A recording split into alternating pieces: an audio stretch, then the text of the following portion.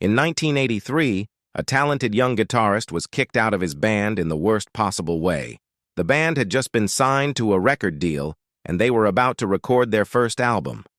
But a couple of days before recording began, the band showed the guitarist the door. No warning, no discussion, no dramatic blowout. They literally woke him up one day by handing him a bus ticket home. As he sat on the bus back to Los Angeles from New York, the guitarist kept asking himself, "How did this happen? What did I do wrong? What will I do now?" Record contracts didn't exactly fall out of the sky, especially for raucous upstart metal bands. Had he missed his one and only shot? But by the time the bus hit LA, the guitarist had gotten over his self-pity and had vowed to start a new band. He decided that this new band would be so successful that his old band would forever regret their decision. He would become so famous that they would be subjected to decades of seeing him on TV, hearing him on the radio, seeing posters of him in the streets, and pictures of him in magazines.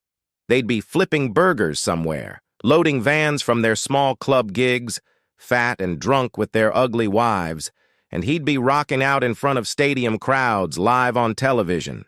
He'd bathe in the tears of his betrayers, each tear wiped dry by a crisp, clean $100 bill. And so the guitarist worked as if possessed by a musical demon. He spent months recruiting the best musicians he could find, far better musicians than his previous bandmates. He wrote dozens of songs and practiced religiously. His seething anger fueled his ambition. Revenge became his muse. Within a couple of years, his new band had signed a record deal of their own, and a year after that, their first record would go gold. The guitarist's name was Dave Mustaine, and the new band he formed was the legendary heavy metal band Megadeth.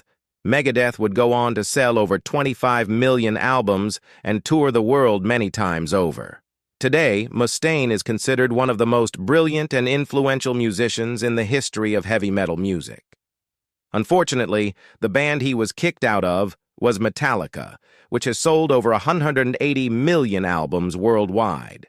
Metallica is considered by many to be one of the greatest rock bands of all time. And because of this, in a rare, intimate interview in 2003, a tearful Mustaine admitted that he couldn't help but still consider himself a failure. Despite all that he had accomplished, in his mind he would always be the guy who got kicked out of Metallica. We often measure ourselves against others. For Mustaine, the painful experience of being thrown out of Metallica became his life-defining metric. Dave Mustaine's story is a reminder: success is not just about surpassing others, but finding peace with our own journey.